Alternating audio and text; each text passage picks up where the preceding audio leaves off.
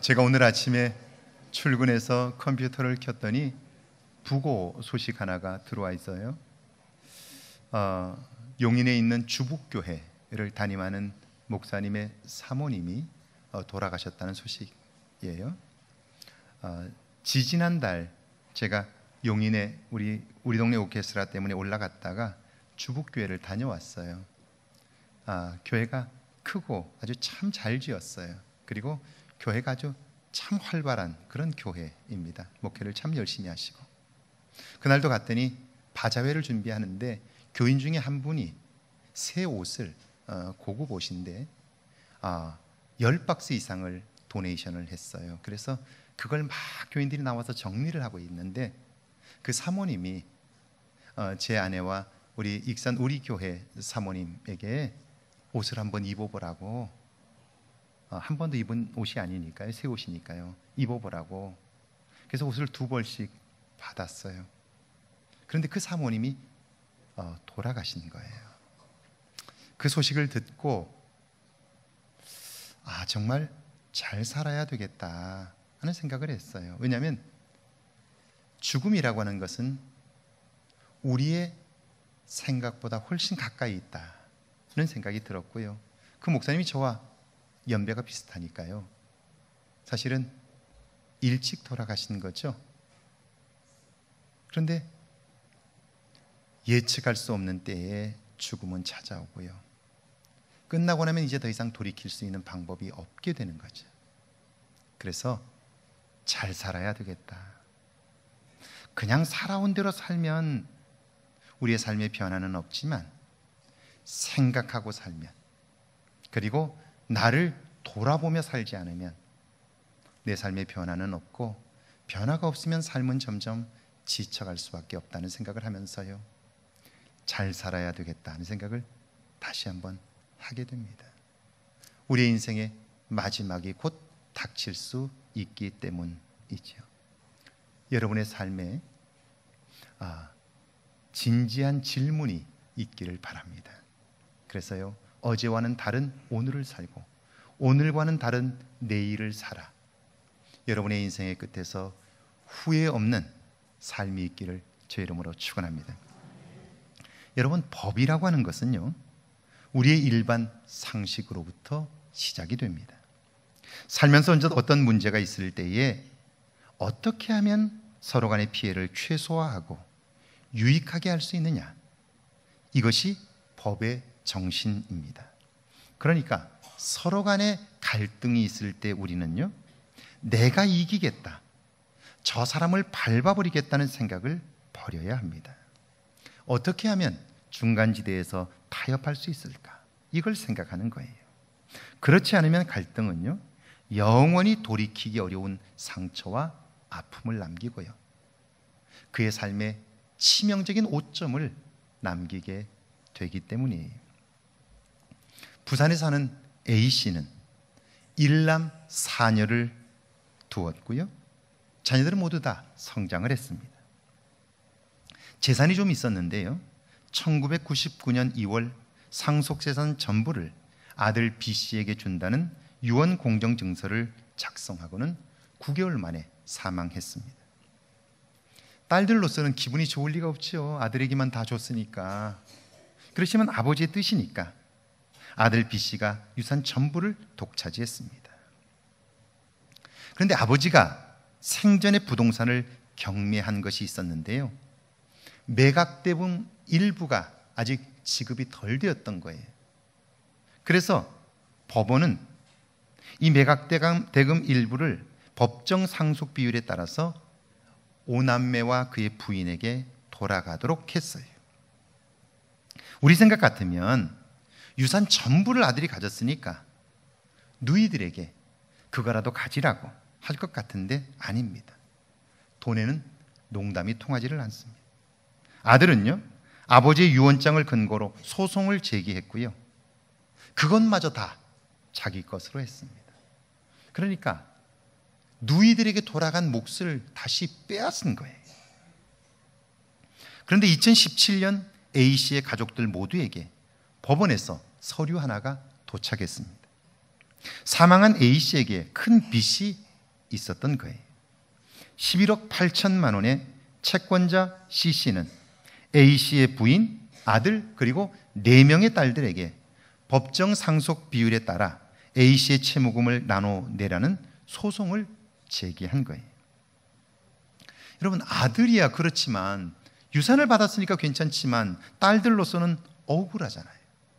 한 푼도 받은 게 없는데 빚만 떠안게 된 거잖아요. 그래서 딸들은 법원에 억울하다고 소를 제기했습니다. 그런데 1심 재판부는요, 채권자 C씨의 손을 들어줬습니다. 그러니까 딸들도 아버지의 빚을 갚아야 한다는 거예요. 억울하니까 딸들은 다시 한번 항소했습니다. 2심인 부산고법 민사 6부는요, 상속재산 전부를 물려받은 B씨가, 아들이죠, 아버지의 채무도 승계하는 것이 맞다고 판결했어요. 딸들이 유산을 받지도 못했는데 빚만 변제하는 것은 형평성에 맞지 않는다는 취지였어요. 사실 상식적으로 생각해도 이게 맞아요.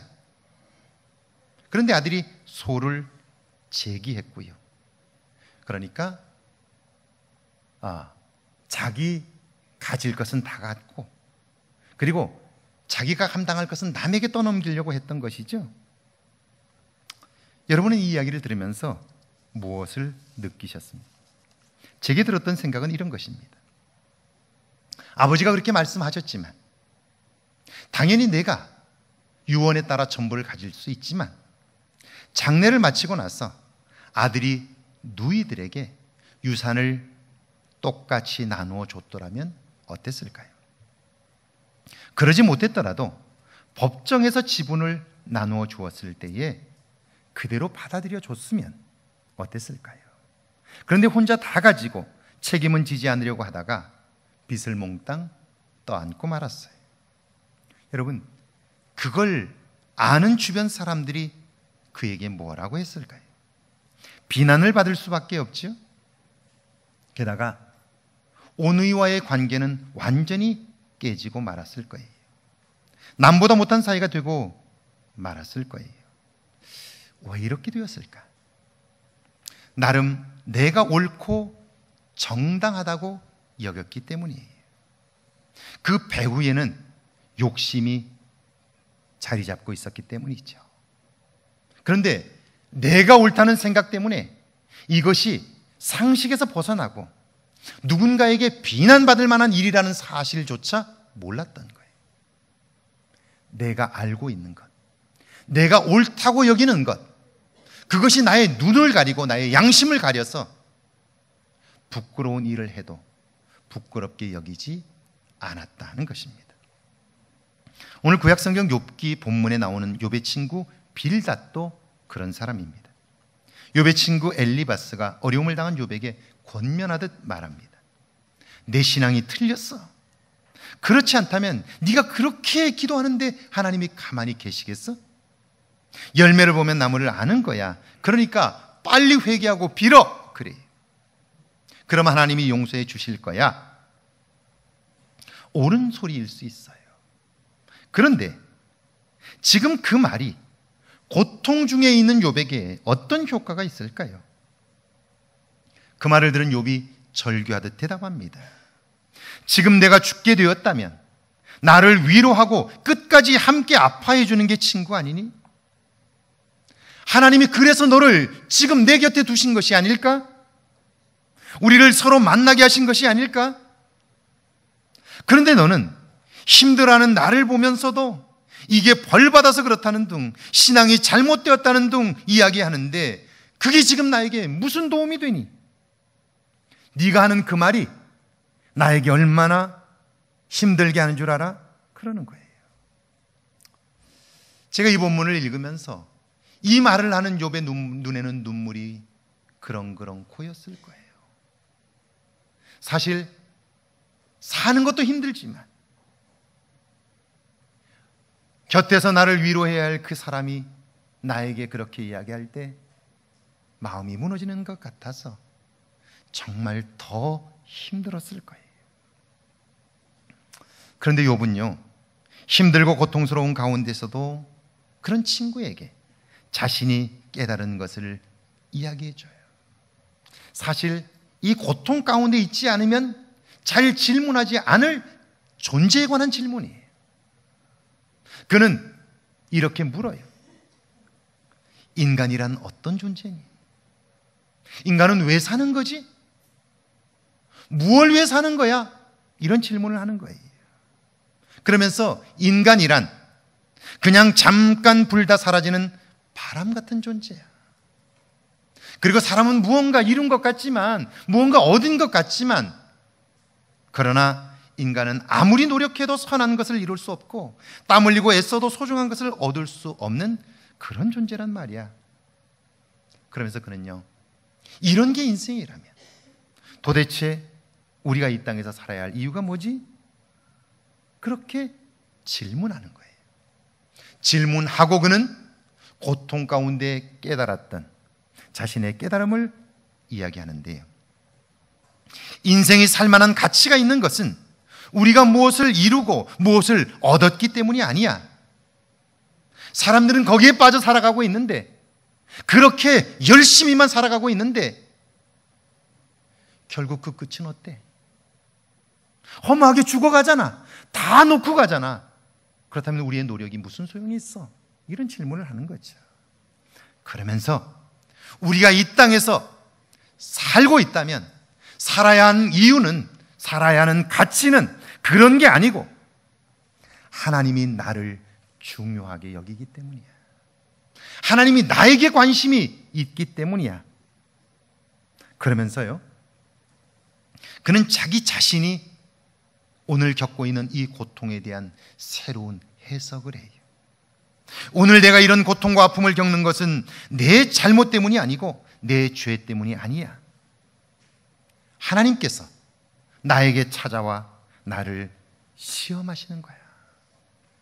내 인생에 가장 중요한 것이 무엇인가를 알게 하시려고, 내 인생의 끝에서 후회 없는 삶을 살게 하시려고 내게 인생의 고통의 때를 두셨고, 이 때를 통하여 깨달음을 통하여 이제 남은 생에는 후회 없이 살도록 인도하시기 위하여 내게 이런 어려움을 주신 거야. 그러면서 그는요, 이번 시험을 잘 통과하면 반드시 내 인생에 놀라운 일이 있을 거야. 그렇게 이야기하는 거예요.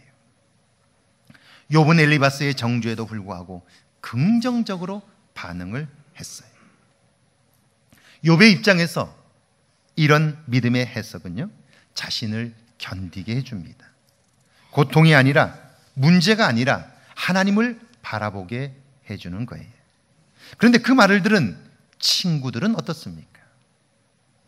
욥은 정말 가슴 아프게 고통 중에서 깨달은 그 깨달음을 이야기하고 있는데, 친구들의 입장에서 보면 욥은 지금 자신을 변명하는 것처럼 보여요.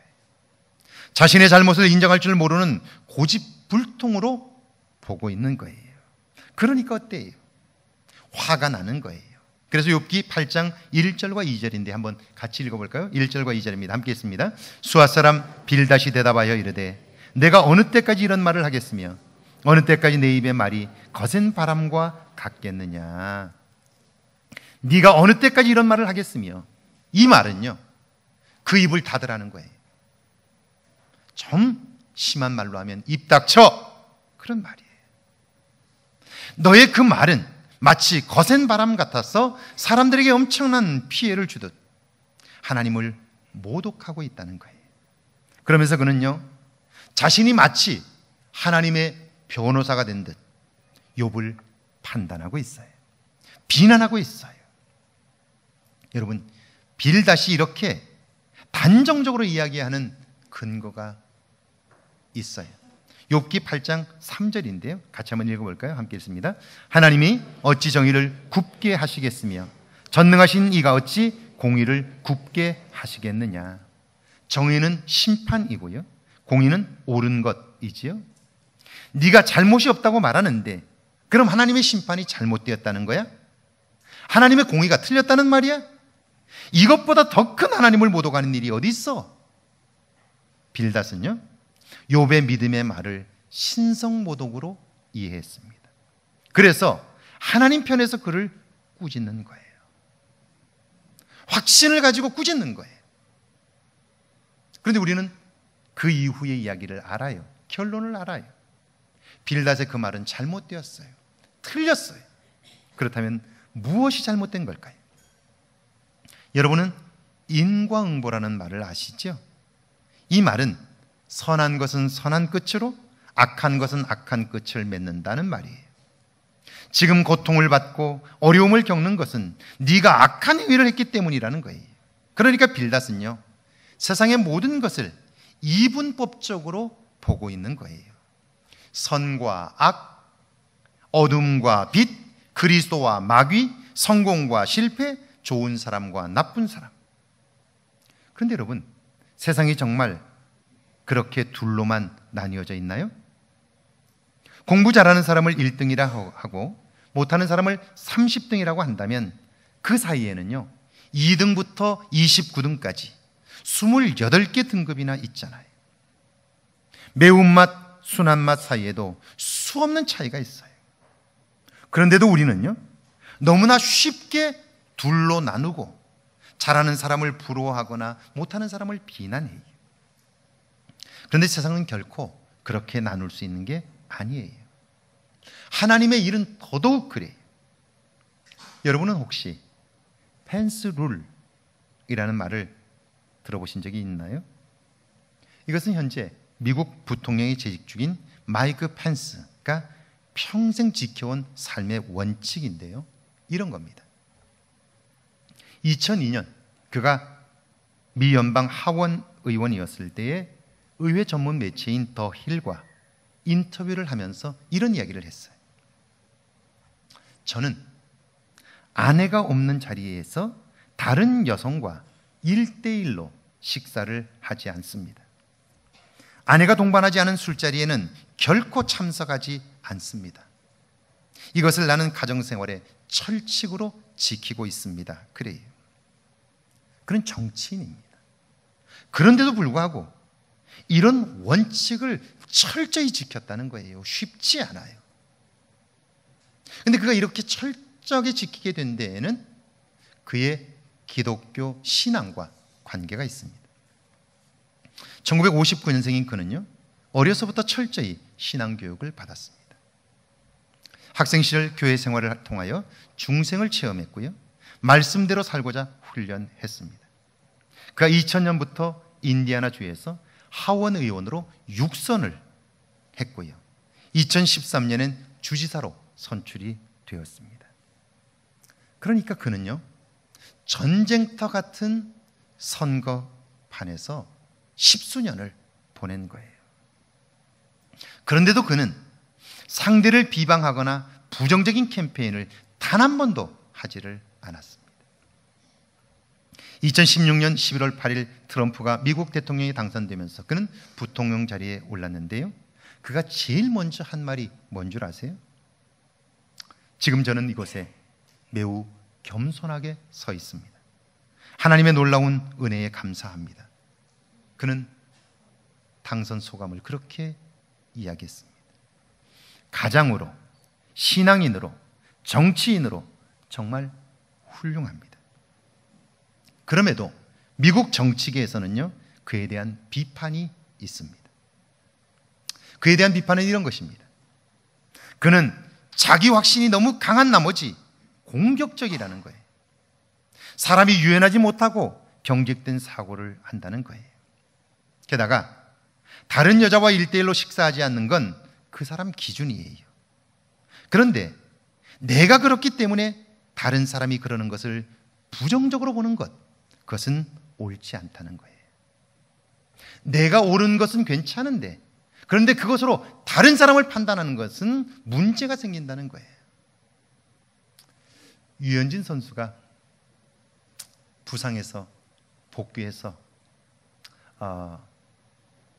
시합에 나서게 되면서 그 아버지에 대한 인터뷰 기사를 보내는 걸 본 적이 있어요. 아버지의 인터뷰를 보면서 유현진 선수는 부모님의 희생과 헌신으로 저렇게 성장했구나 하는 생각을 하게 되었어요. 정말 대단해요. 그 아버지의 열정은요, 정말 혀를 내두를 정도예요. 근데 마지막 말 한마디가 제 마음에 걸렸어요. 그분이 이렇게 마지막 이야기를 해요. 나는 내 아들이 경기가 있는 날이면 그 경기를 보면서 밥을 먹지 않습니다. 경기가 있는 날에는 외식도 하지 않습니다. 그래요. 그리고 그 다음 말이 제 마음에 걸린 거예요.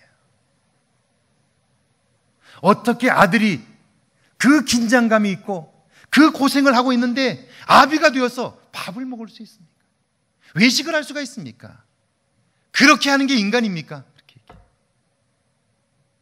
아들을 사랑하는 마음으로 그럴 수 있어요. 그걸 탓할 수는 없어요. 그런데 내가 그렇기 때문에 그러지 않는 사람이 인간입니까? 라고 말하는 것, 그것은 안 되는 거예요. 근데 우리는 내가 옳고 그리고 내가 의롭다고 생각하면 그것으로 다른 사람을 판단하는 거예요. 거기에는 큰 문제가 생기게 되는 것이죠. 욥기 8장 4절을 한번 읽어볼까요? 4절 말씀입니다. 함께 읽습니다. 내 자녀들이 주께 죄를 지었으므로 주께서 그들을 그 죄에 버려 두셨나니. 이미 하나님이 데려가신 욥의 자녀들입니다. 자식이 죽으면 부모 가슴에 묻는다고 하잖아요. 그러니까 그런 사람 앞에서는 자녀들의 자자도 꺼내면 안 돼요. 그런데 빌닷은 뭐라고 그래요? 네 자식들도 죄를 지어 벌을 받아 죽임을 당했잖아. 그래.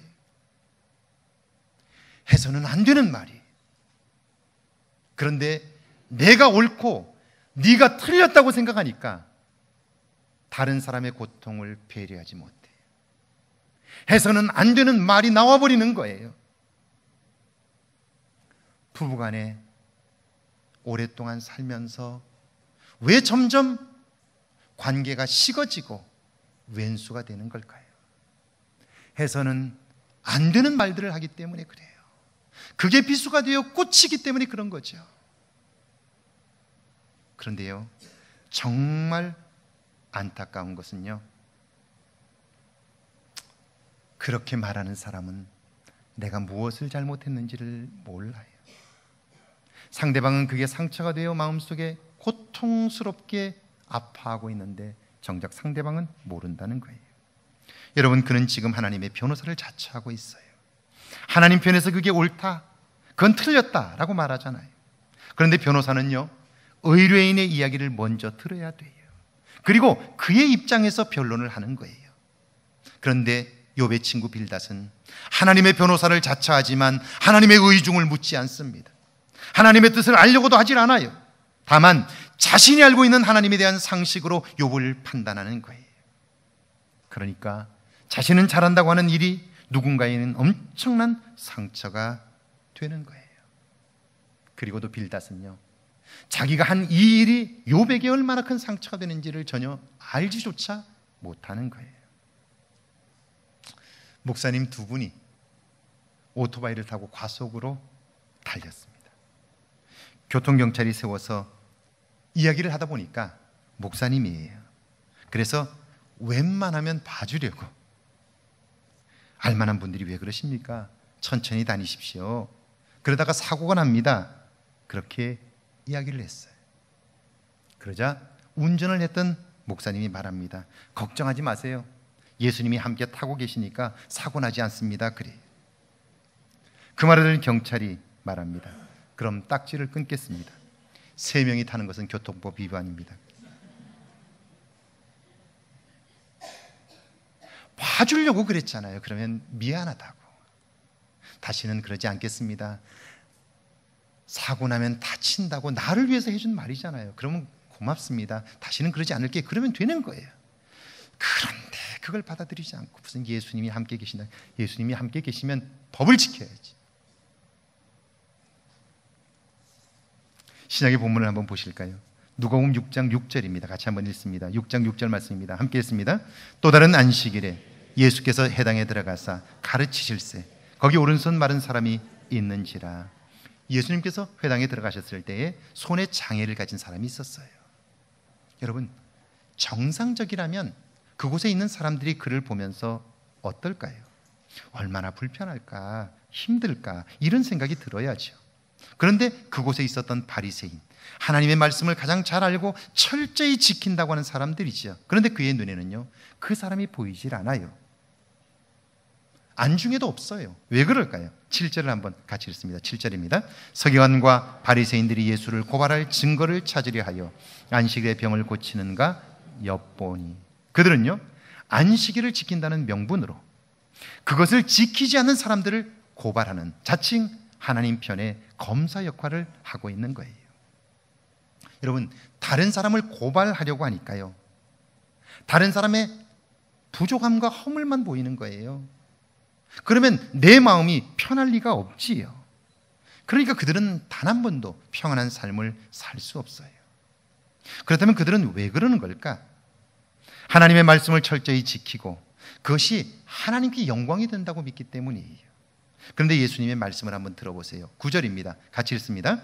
예수께서 그들에게 이르시되 내가 너희에게 묻노니 안식일에 선을 행하는 것과 악을 행하는 것, 생명을 구하는 것과 죽이는 것, 어느 것이 옳으냐 하시며, 마가복음에서 예수님은요, 안식일이 사람을 위하여 있는 것이지 사람이 안식일을 위하여 있는 것이 아니다 라고 말씀하셨어요. 다시 말하면 예수님은요, 그들을 향해서 말해요. 너희가 안식일을 주신 하나님의 마음을 잃었다는 거예요. 너희는 지금 하나님에게서 너무나 멀어졌다, 그런 말이에요. 그러니까 안식일을 주신 하나님은요, 그 날을 통해서 사람들에게 쉼을 주셔요. 상처를 치유하시고 회복해 하셔요. 그 은혜를 받아 생명을 섬기라고 안식일을 주신 거죠. 그런데 바리새인들은요, 자기들이 안식일을 잘 지킨다는 이유로 그렇지 못한 사람들을 판단하는 거예요. 정죄하고 비난하는 거예요. 여러분, 안식일에 교회를 오면 그곳에서 누구를 만나야 할까요? 하나님을 만나야 하는 거죠. 그럼 하나님에게 집중해야 되는 거예요. 하나님을 보아야 하는 거죠. 그런데 바리새인들은 와서 하나님을 보지 않고요, 옆 사람을 봐요. 권사가 되어가지고 졸고나 있고 이걸 보는 거예요. 아이고, 얼굴을 보니까 참, 이렇게 다른 사람의 모습만 보는 거예요. 그리고는 흠잡을 것들만 가지고 생각하고요, 교회에 여기저기 자기 마음에 들지 않는 것만 보게 되니까요, 예배를 마치고 저문을 나설 때에 하나님은 우리에게 쉼을 주시기를 원하시는데, 하나님은 우리를 온전하게 하시기를 원하시는데, 예배를 드리고 저 나갈 때에는 우리의 가슴 속에 마음에 걸리는 것만 가득 담은 거예요. 그러니까 어때요? 불편한 거지. 여러분, 결국 이 바리새인들이 자기들의 기준에 맞지 않자 예수님을 죽이게 되죠. 그들이 하나님에게서 멀어졌다는 증거가 있어요. 여기 11절입니다. 같이 한번 읽어볼게요. 11절 시작. 그들은 노기가 가득하여 예수를 어떻게 할까 하고 서로 의논하니라. 손에 장애를 가진 사람이 고침을 받아 기뻐하면 함께 기뻐해야지요. 그런데 그들의 마음에는 분노가 충만해요. 이 분노가 결국 예수님을 죽이는 데까지 발전하게 되는 거예요. 사랑하는 여러분, 신앙의 성숙함이 무엇입니까? 나의 의로움을 자랑하는 것입니까? 내 믿음으로 다른 사람을 판단하고 정죄하는 것입니까? 아닙니다. 신앙이 성숙하다는 것은, 신앙이 자랐다는 것은 다른 사람의 아픔을 느낄 줄 알고 공감하는 거예요. 내 안에 평안과 기쁨을 누리는 거예요. 그러려면 끊임없이 하나님의 뜻을 묻고 그대로 행하는 거예요. 이제는 더 이상 신앙생활을 얼마나 오래 했느냐 묻지 마시고요, 내가 직분이 뭐냐 묻지 마시고요, 지금 내 안에 하나님으로 인한 쉼이 있느냐, 내 안에 평안이 있느냐, 기쁨이 있느냐, 살면 살수록 점점 새 힘을 공급받고 있느냐, 이 질문을 해야 할 거예요. 왜냐하면 이것이 신앙의 본질이고 우리가 믿음 생활하는 이유이기 때문입니다. 이런 질문이 여러분의 삶에 있기를 주의 이름으로 축원합니다.